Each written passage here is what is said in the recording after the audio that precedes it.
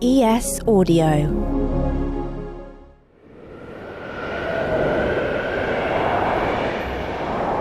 There's nothing more festive than snow. Without it, you couldn't walk in a winter wonderland, and no one would even want to roast chestnuts on an open fire. But with climate change and temperatures getting warmer, have we seen our last white Christmas? I'm Rochelle Travers, and this is Tech and Science Daily.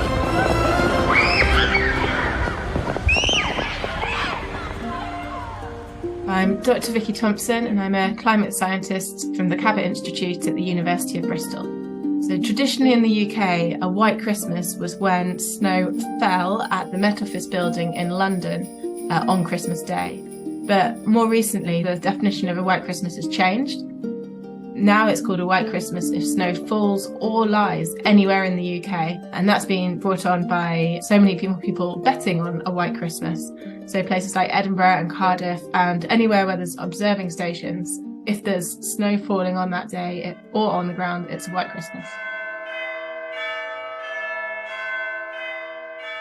So the last 2 years have both been white Christmases. In 2021, there were 6% of weather stations that saw snow fall. And in 2020, it was the same amount. But in 2020, there was also 6% of regions showing snow on the ground on Christmas Day.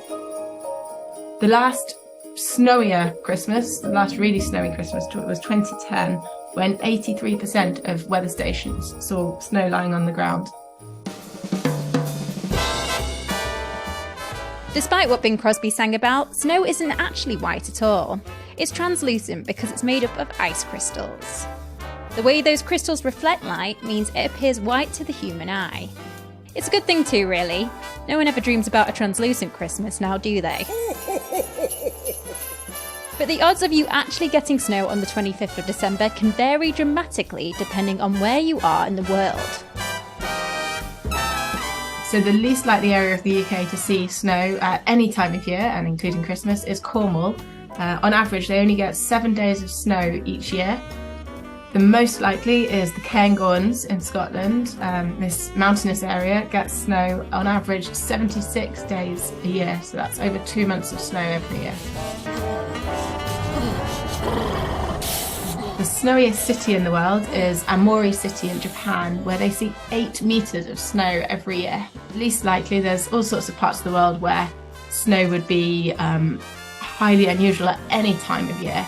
So all sorts of parts of the world near the equator, say the Caribbean, and lots of parts of Africa.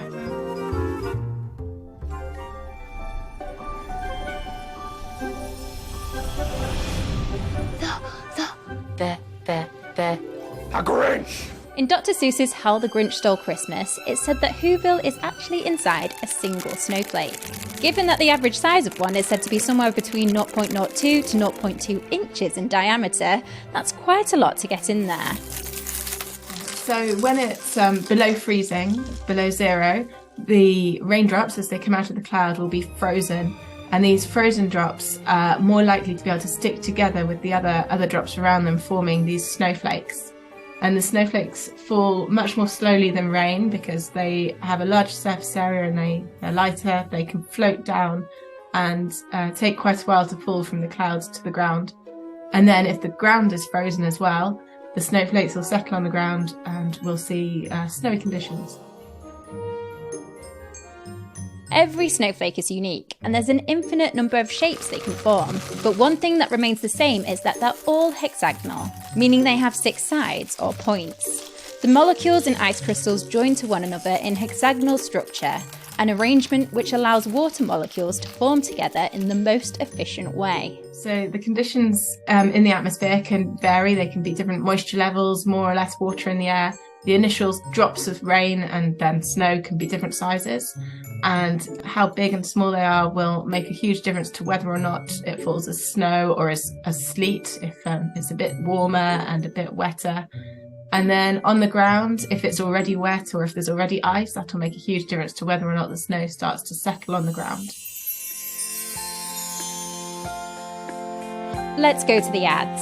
After the break, the future of white Christmases.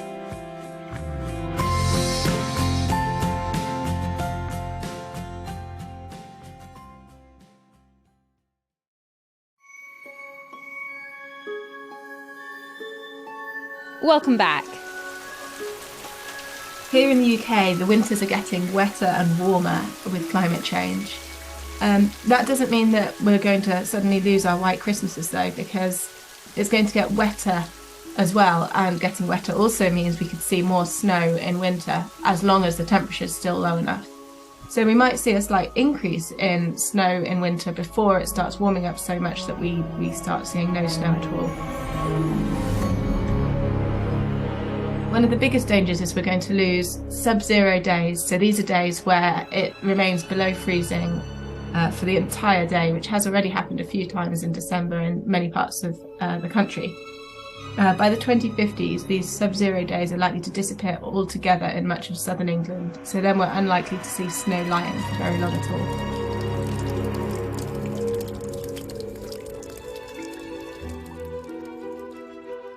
Now, as we all know, when it snows in the UK, there's huge disruption. Trains and flights are cancelled, you've got to de-ice the car, clear the driveway, and oh yeah, it's freezing. It can all leave you wondering, what are the real positives, if any, to this type of weather? So there are some environmental benefits of the snow, particularly in areas such as the Cairngorms, where they're used to having snow for several months of the year. Creatures such as the ptarmigan, a bird synonymous to the Cairngorm area in the Highlands, goes white for the winter. So in years where there's much less snow, it struggles to stay camouflaged and is at much greater risk from predators. Looking the other way, one advantage of there being less snow in these areas is we don't get rapid snowmelt events in the springtime. So there might be a decrease in flooding caused by that sort of event. So the changes in the future that we're likely to see, these warmer and wetter winters in the UK, these changes are due to man-made climate change. So the increase in greenhouse gases that we're seeing is causing the changes to the climate that we're seeing. But that means that we can stop these changes too by reducing our greenhouse gases. Many of the changes will slow down, so we could see snow continuing for longer than we currently think if the greenhouse gases are reduced rapidly enough.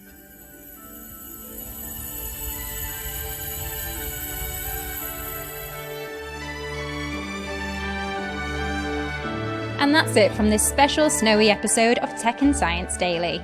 We'll be back tomorrow at 1 p.m. Merry Christmas.